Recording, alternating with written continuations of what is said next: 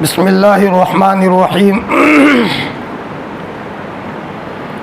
अल्हम्दुलिल्लाहि रब्बिल आलमीन वस्सलातु वस्सलामु अला सय्यिदिल अंबिया'i वल मुरसलीन व अला आलिहि व सहबिहि अजमईन। अम्मा बादु फ़अऊज़ु बिल्लाहि मिनश शैतानिर रजीम। बिस्मिल्लाहिर्रहमानिर्रहीम।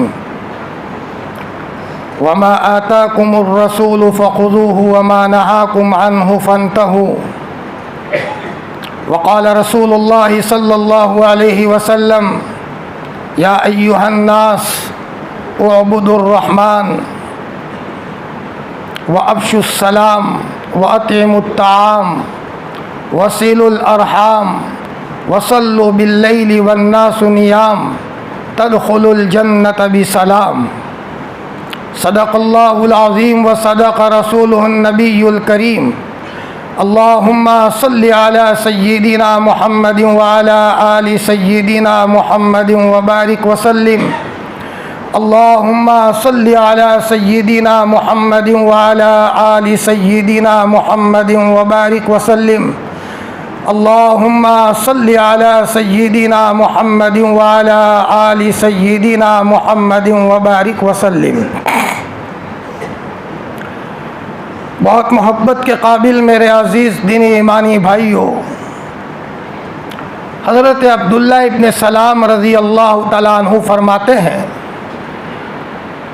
कि पहली मर्तबा जब मेरी मुलाकात हुई है हज़रत मुहम्मदुर रसूलुल्लाह सल्लल्लाहु अलैहि वसल्लम से, अभी इस्लाम में दाखिल नहीं हुए थे हज़रत अब्दुल्ला इब्न सलाम, और जो बात हज़रत की ज़बान मुबारक से निकली है और मेरे कान पर पड़ी है वो ये अल्फाज है जो अब्दुल्ला इब्न सलाम फरमाते हैं। आपने फरमाया कि ए लोगों, रहमान की इबादत किया करो, एक अल्लाह की इबादत किया करो।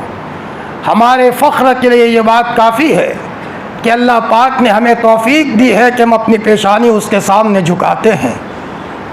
यह अल्लाह ही का करम है, उसी का फ़ज़ल है, हमारा कोई कमाल नहीं। वो जिसे चाहे उसे हिदायत दे दे और जिसे चाहे उसको बड़े से बड़े आलिम के घर में से उठा करके किसी और के साथ भेज दे। आज हिदायत और गुमराही का मंज़र नज़रों में आ गया। एक मुसलमान की बच्ची है, नस्लों से इस्लाम में चली आ रहे हैं, लेकिन न मालूम क्या हो जाता है कि वो बच्ची भाग जाती है और किसी और के साथ अपने ईमान का सौदा कर देती है। यह है युज़िल्लु मन यशा, अल्लाह जिसे चाहे उसे गुमराह कर दे। और एक साहब ईमान में नहीं है या एक बच्ची ईमान में नहीं है, बस उसके दिल में अल्लाह डाल देता है और वो ईमान के दायरे में वो दाखिल हो जाता है या वो औरत दाखिल हो जाती है। यह है यहदी मन यशा, जिसे चाहे उसे हिदायत दे दे। यह अल्लाह का फ़ज़ल है कि अल्लाह पाक ने हमें ईमान वालों के घरों में पैदा फरमाया। इससे बड़ी कोई सआदत की चीज़ नहीं। एक ईसाई जो नौ मुस्लिम हुआ, नया इस्लाम में दाखिल हुआ, इंतकाल का वक्त करीब आया तो किसी ने पूछा तुमको सबसे ज़्यादा खुशी कब हुई थी? उसने कहा जिस दिन मैंने इस्लाम को कबूल किया वो मेरी ज़िंदगी का वो दिन था जो हज़ारों ईदों से बढ़कर था कि अल्लाह पाक ने मुझे ईमान की तौफ़ीक अता फरमाई। यह अल्लाह ही का करम है कि अल्लाह पाक ने हमें ईमान वाला बनाया और ईमान वालों के घरों में पैदा फरमाया। ये अल्लाह ही की तौफ़ीक है। हाजी इमदादुल्लाह साहब नव्वरल्लाहु मरक़दहू जब पहली मर्तबा बैतुल्लाह गए हैं और बैतुल्लाह पर नज़र पड़ी है तो हाजी इमदादुल्लाह साहब रहमतुल्लाह अलैह ने फ़ौरन ये शेर पढ़े, कहाँ मैं और कहाँ निखते गुल, नसीमे सुबह तेरी मेहरबानी। ए अल्लाह, ये मेरा कोई कमाल नहीं है, तेरा कमाल है, तेरी तौफ़ीक है कि तू मुझे बैतुल्लाह में बुलाता है, बैतुल्लाह के सामने नज़र डालने की तौफ़ीक देता है। वो जिसे चाहे उसको बुलाए और जिसे चाहे उसको वहाँ आने के बाद भी बैतुल्लाह का तवाफ़ करने की तौफ़ीक न दे। अल्लाह ही की तौफ़ीक है। एक साहब अपने अब्बा के साथ चले गए, बैतुल्लाह चले गए, बाप ज़बरदस्ती ले गया, पैसे हैं, चल तुझे बैतुल्ला ले जाऊं, वहाँ तू तवाफ़ करेगा, मुल्तज़म को पकड़ कर तू दुआ करेगा, हतीम में जाएगा तो दुआ करेगा। बाप ले गया, लेकिन अल्लाह नहीं चाहते थे। वहाँ जाने के बाद बैतुल्ला के काले पर्दे पर नज़र पड़ी तो अब्बा को कहा, मुझे तो डर लगता है, मैं तो यहाँ नहीं रहूँगा, मैं तो यहाँ से भाग जाता हूँ। बाप ने कहा, मैंने पैसे खर्च किए हैं, एक तवाफ़ तो कर ले। बाप जिद कर रहा है, बच्चा कह रहा है मैं तो नहीं आऊँगा, मैं तो यहाँ से भागा, अपने कमरे में चला आया और हवाई जहाज़ पकड़ करके अपने वतन वापस आ जाता है। ये है अल्लाह का मामला, और अल्लाह जिसे चाहे बार बार बैतुल्लाह की तवाफ़ और ज़ियारत का मौका अता फरमाए। एक मरतबा शेखुल हदीस मौलाना ज़करिया साहब रहमतुल्लाह अलैह बैठे हुए थे हज़रत नबी करीम सल्लल्लाहु अलैहि वसल्लम के रोज़े के पास, और वहाँ हज़रत मौलाना अमीरुल हसन साहब भी मौजूद थे। हज़रत शेख के खुलफा में इनका शुमार है। ऐसे दुबले पतले थे, अल्लाह के इश्क में दीवाने हो गए थे, अल्लाह के इश्क में दुबले पतले हो गए थे। जैसे हज़रत मौलाना अहमद अली साहब प्रतापगढ़ी, हज़रत मौलाना कमरुज़्ज़मा साहब दामत बरकातुम के शेख, वो भी दुबले पतले हो गए थे। हड्डियाँ अगर कोई गिनना चाहे पसलियों की तो गिन सकते हैं। एक मरतबा फरमाया, हज़रत शेख रहमतुल्लाह अलैह मौजूद थे हज़रत नबी करीम सल्लल्लाहु अलैहि वसल्लम की कब्र के पास। इतने में हज़रत शेख रहमतुल्लाह अलैह ने सबको कहा कि किसी को यहाँ की नेशनलिटी चाहिए, मैं मदीनतुल मुनव्वरा की नेशनलिटी दिला दूँ। हुकूमत से ताल्लुक़ था, बहुत सौ को मदीनतुल मुनव्वरा की नेशनलिटी दिला दी। हज़रत मौलाना अमीरुल हसन साहब ने फरमाया, हज़रत मुझे भी चाहिए, मैं भी मदीना में रहूँ। आपने फरमाया, ना, तुम्हें हिंदुस्तान में रहना है और हिंदुस्तान में रह कर के तुम्हें काम करना है। फरमाया, हज़रत तो फिर दुआ फरमाइए, हर साल अल्लाह पाक मुझे मदीना बुलाए, हज़रत नबी करीम सल्लल्लाहु अलैहि वसल्लम के कब्र अतहर की ज़ियारत का मौका मिले। हज़रत शेख रहमतुल्लाह अलैह ने सबको कहा, हाथ उठाओ। हाथ उठाए। हज़रत शेख ने फरमाया, मेरे रब्बा, या अमीरुल हसन हमसे बहुत मोहब्बत करते हैं, इनकी तमन्ना है कि हर साल हुजूर के कदमों में आए और मदीनतुल मुनव्वरा में हाज़िरी हो और बैतुल्ला आए, कोई साल नागा नहीं होना चाहिए। ए अल्लाह, तो इनको बैतुल्ला की हाज़िरी का मौका दे। उसके बाद हज़रत 30-40 साल ज़िंदा रहे, हर साल बैतुल्ला जाते थे।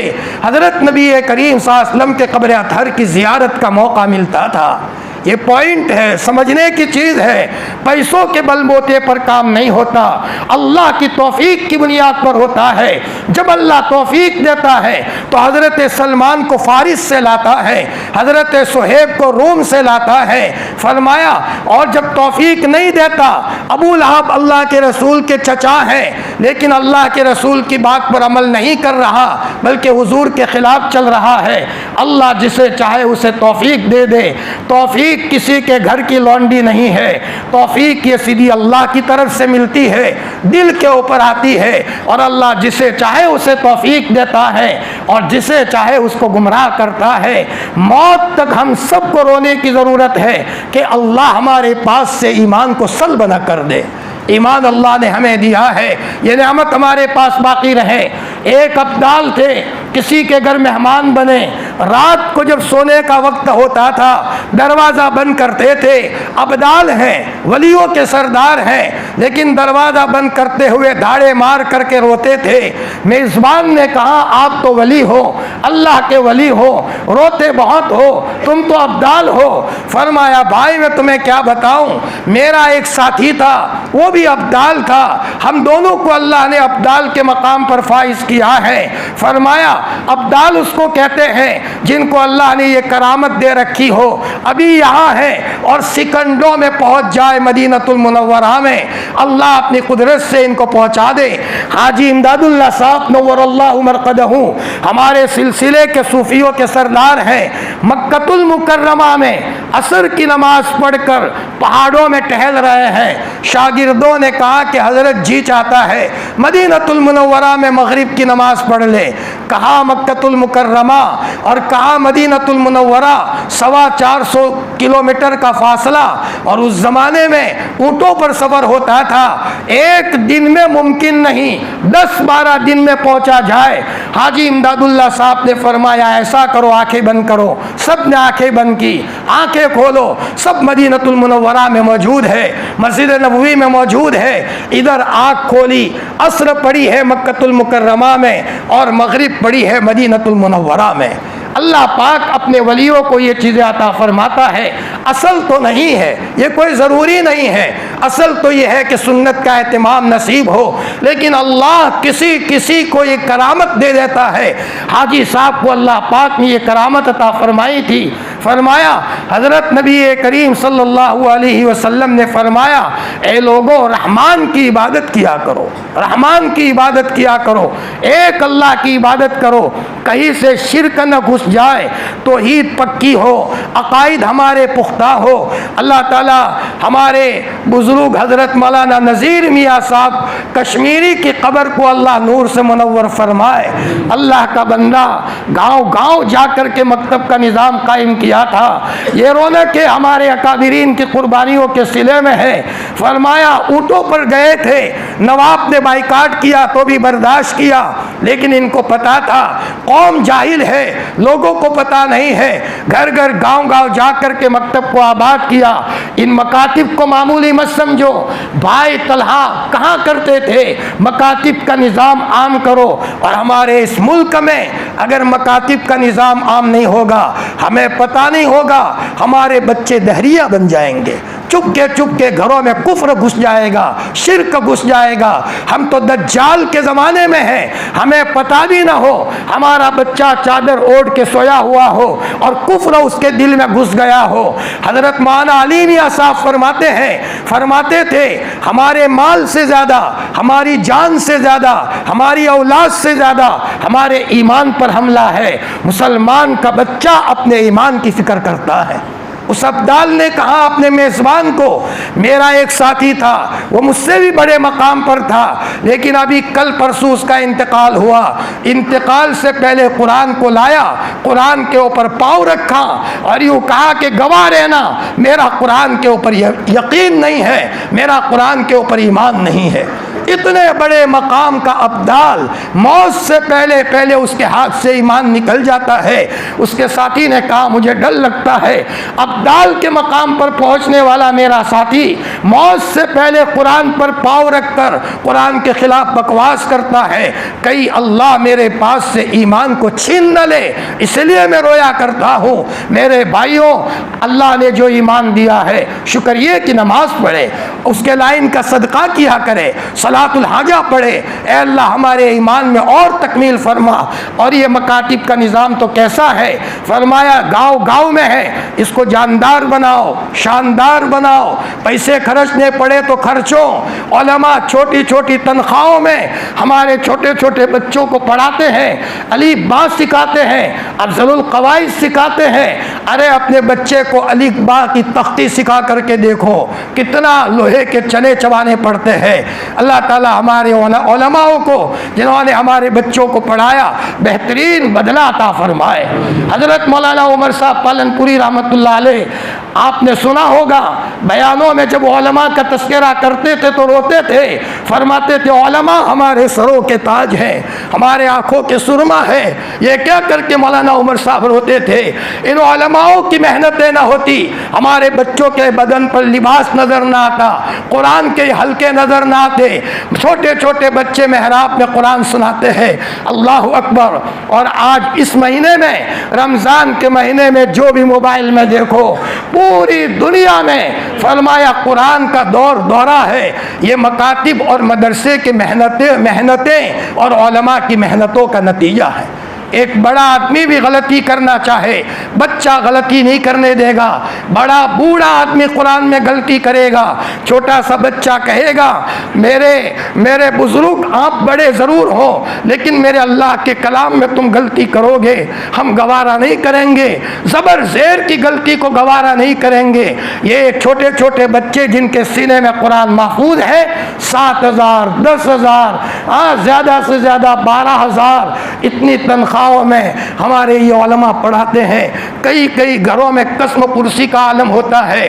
बाज़ घरों में तो ये होता है बीवी बीमार है, रिपोर्ट कल करवाएंगे, फिर बीमार है, पैसे नहीं है, सब्र कर लें, सादी सी दवाई ले लें, यूँ करके गुजारा करते हैं। फिर जब बहुत ज़्यादा बीमारी बढ़ जाती है, क्या न करें? फरमाया फिर तो कहीं न कहीं फरमाया अल्लाह की तरफ मुतवज्जे होते हैं और अल्लाह की मदद भी आती है।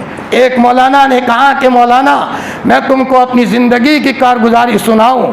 मेरी बीवी की छाती में कैंसर की गांठ हो गई और मेरे बच्चे के छाती में वाल की बीमारी हो गई, दोनों एक साथ बीमार हो गए। पैसे थे नहीं, छोटी तनख्वाह पर सिर्फ घर का राशन पानी आता था। पूरा गांव जमा हो गया, चलो दवाखाने ले जाए। अहमदाबाद ले करके गए, सबको मेरी बीवी और बच्चों के दवाखाने में ले जाने की फिक्र है, लेकिन मुझे पैसों की फिक्र है। मैं कहता तो नहीं था, सवाल करने का मौका ना आ जाए। मैंने सबको कहा ले जाओ, फिर मुझे कहा इसी मस्जिद के कोने में आकर के मुझे सुनाया। मौलाना मैं मस्जिद के कोने में जाकर 2 घंटे अल्लाह के सामने रोया हूँ। ए अल्लाह मेरे घर में हालात है, बनी इसराइल के लिए आसमान से मन्नो सलवा तूने उतारा था, कुरान की निस्बत से मैं बच्चों को पढ़ाता हूँ, मेरे जेब में पैसे नहीं है, मैं गरीब हूँ, तू गरीब नहीं है, इंतजाम फरमा दे। मौलाना कहते हैं मैं बहुत रोया, मस्जिद से बाहर निकला, अचानक हरे कपड़े में कोई आया, मेरे सीने पर हाथ मारा और यूँ कहा ला तहज़न इन्नल्लाह माक, गम मत करो, अल्लाह की मदद आपके साथ है। मौलाना फिर वो गायब हो गया। कैसे ऑपरेशन हुआ है, क्या मामला बना है? और मौलाना उस दिन से मैं समझ गया जो मांगते हो मिलता है। जी यकीन बढ़ गया मेरा। फरमाया उस वक्त से मेरी ईमान की कैफियत में इजाफा हो गया। ये मकातिब का निज़ाम कैसा है, हमारे ईमान की हिफाजत का सामान है। जी यूसुफ भाई चंगवाड़ी नव्वरल्लाहु मरकदहू बड़े सियाने थे। बाज़ लोग बड़े चालाक होते हैं कि मरने के बाद की तैयारी कर लो, कब्र में उजाला हो। अफ्रीका से छोटे छोटे बच्चे लाए थे, हबशियों के बच्चे लाए थे। किसी बच्चे को रतनपुर रखा, किसी को काकोसी रखा, किसी को कालेडा रखा। जमात में गए थे, इन बच्चों को अपने बच्चों की तरह रखते थे। काकोसी हम पढ़ते थे तो हसन नाम का एक लड़का था। छुट्टियों में ये बच्चे यूसुफ भाई के घर जाते थे, यूसुफ भाई अपने बच्चों की तरह रखते थे। दिल में ये कि कल मैं मर जाऊंगा, कब्र में अकेला हूँगा, ये बच्चे कल मेरी कब्र की रोशनी का इंतज़ाम बनेगा, मेरी कब्र के अंदर में नजात का जरिया बनेगा। बाज़ लोग बड़े समझदार होते हैं, सियाने होते हैं। फरमाया मकातिब की तालीम ईमान की हिफाजत का सामान है। एक माँ बाप अपने बच्चों को साथ जा रहे थे, रास्ते में गाड़ी का एक्सीडेंट हो गया। बच्चे ने देखा कि अब्बा मरने को है, बच्चे ने देखा कि अम्मी मरने को है। ये बच्चा दौड़ा दौड़ा अपने अब्बा के पास आया। अब्बा जी मैंने उस्ताद से सुना है मरते मरते जो कलेमा पढ़ लेता है जन्नत के बागों में टहलता है। अब्बा जी आप पढ़ लीजिए, कलेमा पढ़ लीजिए। वो बच्चा जिद में आया, बाप पढ़ रहा है ला इलाहा इल्लल्लाह मुहम्मदुर रसूलुल्लाह सल्लल्लाहु अलैहि वसल्लम। बाप का इंतकाल हो गया, छोटा बच्चा खुश है, मेरा बाप जन्नत के बागों में चला गया। फिर अम्मी के पास आया, अम्मी कलेमा पढ़ो, कलेमा पढ़ लो। अम्मी ने कलमा पढ़ा, अम्मी ने कलमा पढ़ा। उसके बाद बच्चा खुश है, मेरे माँ बाप चले गए लेकिन जन्नत के बागों में टहल रहे हैं। ये छोटी छोटी मकतब की इमारतों की तालीम का नतीजा है। जितना इन उलमाओं की खिदमत की जाए फरमाया इतना कम है। याद है मुझे, मैं अपने एक बच्चे को तख्ती सिखा रहा था। हमारे पास शुरू से बड़ी किताबें हैं, अरे तख्ती सिखाते सिखाते भेजा ख़राब हो गया, बच्चा कवर ही ना करें। एक मौलाना ने सुन लिया, मुझे कहा मौलाना तख्ती पढ़ाने की ये तरतीब होती है, मेरे पास भेजो। तब पता चला हमारे इन असातिज़ा ने हमारे बच्चों को सिर्फ तख्ती नहीं, अफजलुल कवाइद नहीं, बेचारों ने अम्मा पारा पढ़ाया जी। और कभी कभी मैंने कल कहा था राशन पानी भी घर में नहीं होता जी। और फिर इतना ही नहीं, बच्चों के सीने में कुरान दिया है, कद्र वो होनी चाहिए। मेरे और आपके इमाम अबू हनीफा रहमतुल्लाह अलैह के बेटे हज़रत हम्माद को उनके उस्ताद ने जब सूरह बकरा या कुरान का कुछ हिस्सा याद कराया, इतना बड़ा वक्त का इमाम दीनार बहुत सारे लेकर के आए हैं, दिरहम लेकर के आए हैं, और यूँ कहा कि आप मेरे बच्चे के उस्ताद हो, आपका एहसान होगा, यह हदिया आप कबूल करें। आपने मेरे बच्चे के सीने में कुरान दिया है, मेरी नजात का जरिया है, मेरे कब्र में उजाले का जरिया है।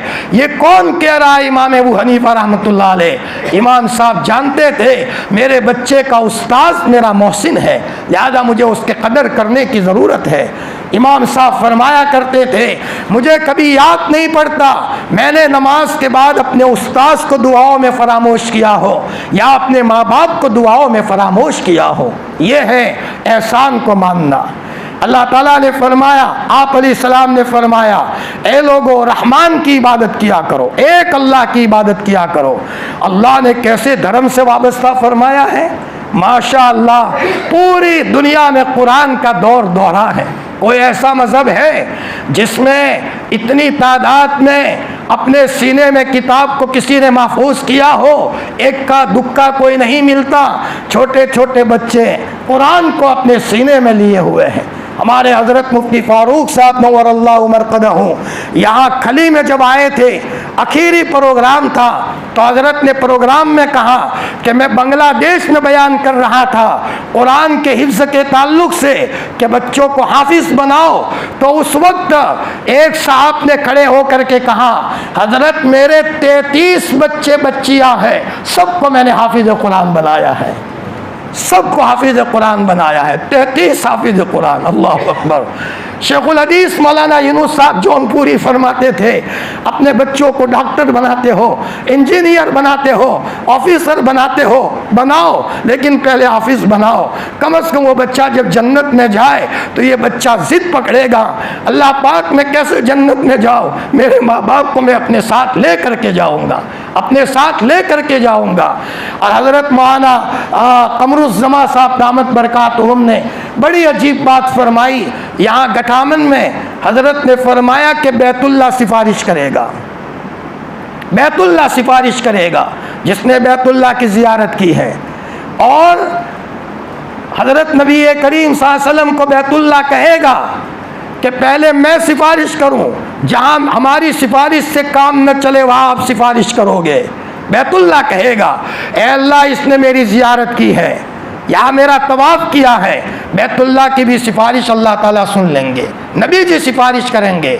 और जब कोई सिफारिशी आगे नहीं बढ़ेगा, दम तोड़ देंगे, तो फिर कुरान मैदान में आएगा और कुरान की सिफारिश को अल्लाह ताला कबूल करेगा। अल्लाह अकबर। कुरान कदीम है, नया नहीं है, और अल्लाह भी कदीम है जी। सीनियर के सामने सीनियर आता है, अल्लाह के सामने कुरान आएगा, और कुरान की सिफारिश पर अल्लाह ताला बड़ी तादाद में लोगों को जन्नत में दाखिल फरमाएगा। अल्लाह हम सबको कुरान के साथ इश्क वाला मामला अता फरमाए, इश्क वाला मामला जी। अकाबिरीन को जैसे इश्क था, अल्लाह ताला ने कैसे मज़हब से वाबस्ता फरमाया। कुरान हमारे पास है, कैसी निराली किताब है, बैतुल्लाह है हमारे पास। पूरी दुनिया में किसी की ऐसी कोई मजहबी जगह है कि 24 घंटे उसका तवाफ़ होता रहता हो?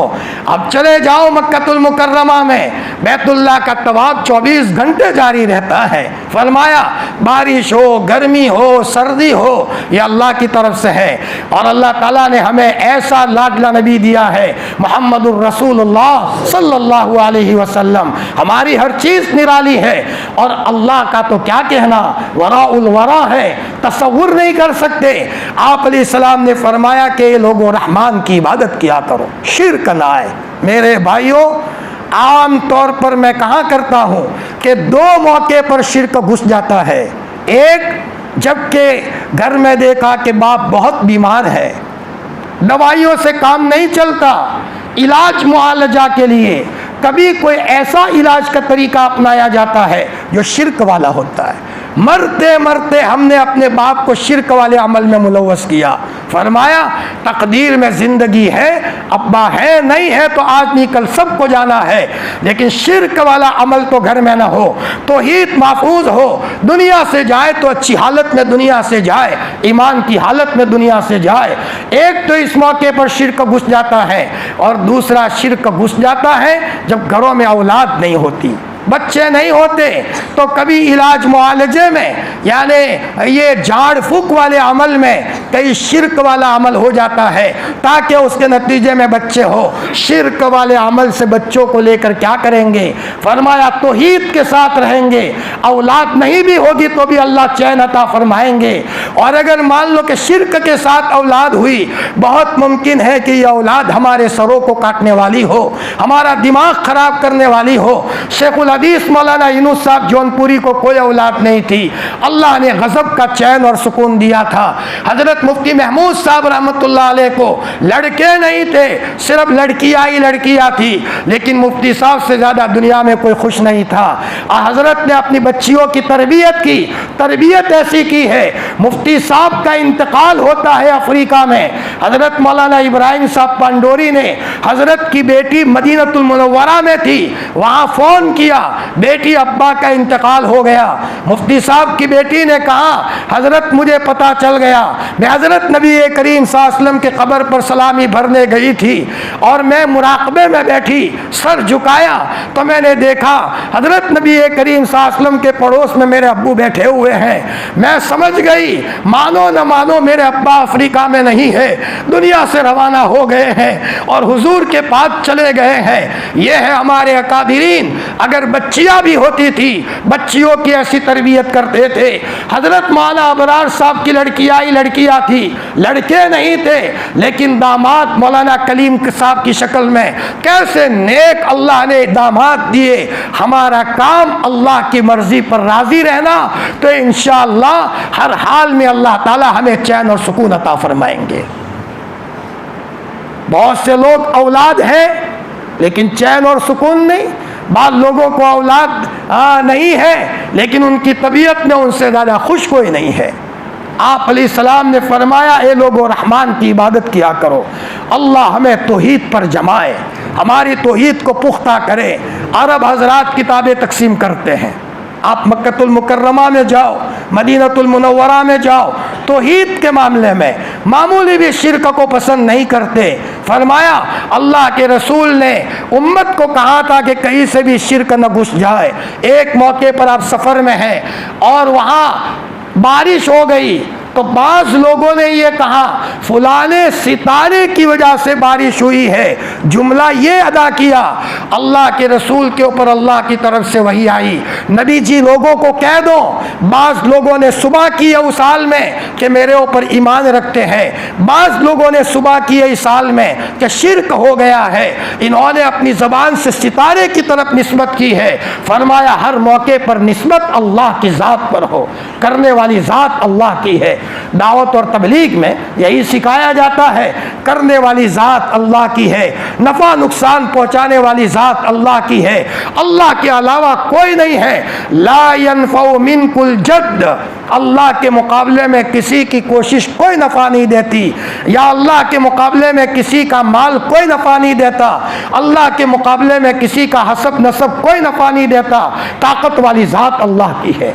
पहली बात यह है कि हम में तौहीद हो, ला इलाहा इल्लल्लाह का विर्द हो, ला इलाहा इल्लल्लाह, ला इलाहा इल्लल्लाह। विर्द के बगैर तो कुछ नहीं मिलता। कम अज़ कम अपनी 3-3 तस्बीहात के साथ एक तस्बीह ला इलाहा इल्लल्लाह की बढ़ा दी जाए। ला इलाहा इल्लल्लाह, अल्लाह के सिवा कोई माबूद नहीं है। फरमाया जब आदमी तस्बीह पढ़ेगा, पढ़ने का एक असर होता है। उलमा ने लिखा है अगर कोई 1000 मरतबा अल्लाह अल्लाह का विर्द करे, अल्लाह ताला उसको साहिब यकीन बनाते हैं। अस्माए हुस्ना की तफसीर में मुफस्सिरीन ने लिखा है अल्लाह अल्लाह 1000 मरतबा पढ़ेगा, अल्लाह ताला उसके दिल में यकीन की कैफियत को बढ़ाएगा। पहली बात आपने फरमाई रहमान की इबादत किया करो। दूसरी बात कहकर मैं अपनी बात ख़त्म करता हूँ। आपने फरमाया अब्दुल्लाह इब्न सलाम फरमाते हैं दूसरी बात, अतिमुत्ताम, लोगों को खाना खिलाओ, खिलाने की तलकीन की। मुसलमान का बच्चा खाकर नहीं खिलाकर खुश होता है, और दुनिया में इस्लाम अखलाक से फैला है। हज़रत ख्वाजा मोइनुद्दीन चिश्ती रहमतुल्लाह अलैह जो अजमेर में सोए हैं, इनके मिजाज में खिलाना था। जहाँ जाते थे लंगर लगाते थे, लोग आए गरीब हमारे लंगर पर आकर के खाना खाए।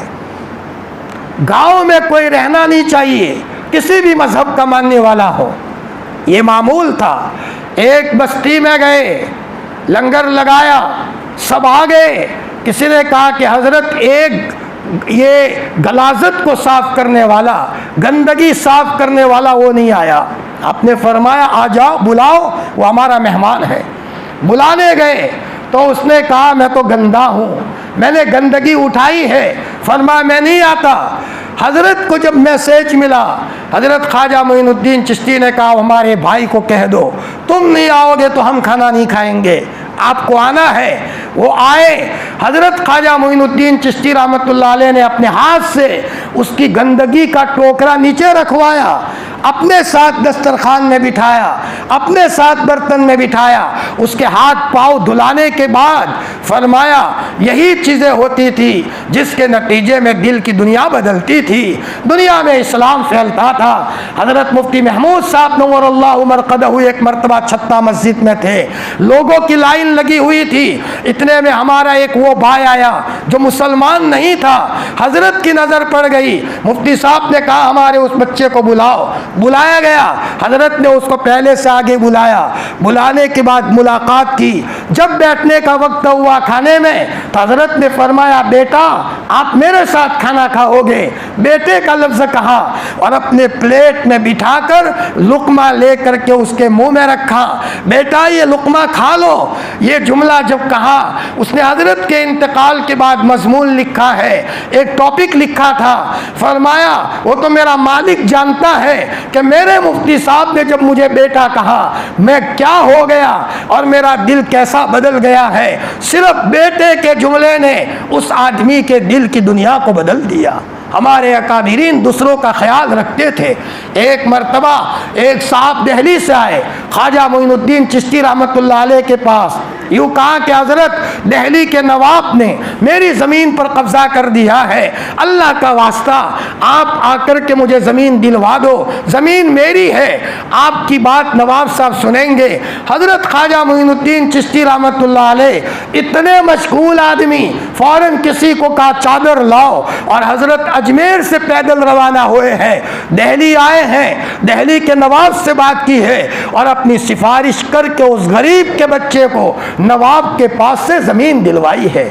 अल्लाह के वलियों को पता था गरीबों की दुआएं मिलेगी, गरीबों के दिलों की दुआओं के नतीजे में मेरा काम बनेगा। हज़रत अब्दुल्ला इब्न मुबारक रहमतुल्लाह अलैह 50 बाई 50 का कमरा बनाया था, खाना पकाते रहते थे और लोगों को खिलाते रहते थे। उनको पता था अब्दुल्ला इब्न मुबारक को कि लोग मेरे दस्तरखान पर आकर के खाना खाएंगे, गरीबों की दुआ लगेगी और अब्दुल्ला इब्न उमर को नेकी की, मुबारक को नेकी की तौफीक मिलेगी। अपने शागिर्दों के साथ हज़रत अब्दुल्ला इब्न मुबारक हज को जा रहे हैं, शागिर्द साथ में है, मुर्गियाँ भी डिब्बे में ले ली है ताकि जहाँ ठहरे वहाँ मुर्गी ज़बा करके पका करके खा ले। एक जगह ठहरे, मुर्गी को डिब्बे में से निकाला, मरी हुई मुर्गी थी, कूड़ा करकट पर फेंकने के लिए गए, फेंक दिया। अचानक एक घर में से एक छोटा सा बच्चा आता है, मरी हुई मुर्गी लेकर घर में घुस जाता है। अब्दुल्ला इब्न मुबारक ने चुपके देख लिया। अब्दुल्ला इब्न मुबारक सब साथियों से हटकर उस दरवाजे पर आकर दस्तक देते हैं। इतने में एक औरत पर्दे के दायरे में आई, पर्दे की आड़ में आई। अब्दुल्ला इब्न मुबारक ने फरमाया बहन यह तो मरी हुई मुर्गी थी, बच्चा अंदर में मरी हुई मुर्गी ले गया। उस औरत ने कहा भाई मैं तुम्हें क्या बताऊं, मैं बेवा औरत हूँ, ये मेरा यतीम बच्चा है, कई दिनों से घरों में राशन पानी नहीं है, चूल्हा नहीं जला, और तुम्हें पता है जब घर में जान जाने का खतरा हो, मरा हुआ जानवर खाने की इजाज़त है, मुर्दार को खाने की इजाज़त है, हमारे घर में राशन पानी नहीं है, बच्चे भूखे हैं। मैंने बच्चे को क्या कहा बेटा मरी हुई मुर्गी ले आ। जब ये बात सुन ली। अब्दुल्ला इब्न मुबारक वही थक गए, वहाँ एक तरफ ठहर गए। साथियों को आकर के कहा, मैं माजूर हूँ भाई, आप चले जाओ बैतुल्ला, इस साल मैं माजूर हूँ। नेकी को छुपाया, कहा नहीं। ये लोग चले गए और चुपके से सारे नफली हज के पैसे अब्दुल्ला इब्न मुबारक ने उस बेवा औरत को थमाए और कहा, मेरी बहन मैं जानूं और तुम जानो, अपने घर में दाना पानी ले आओ, अल्लाह खुश हो जाएगा। फरमाया, यहाँ घर में राशन पानी भरवाया।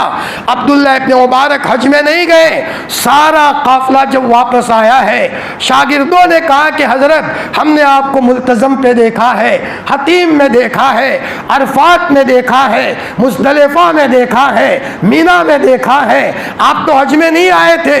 अब्दुल्ला इब्न मुबारक ने अल्लाह ताला से कहा, मेरे रब्बा क्या मामला है, तू राज खोल दे।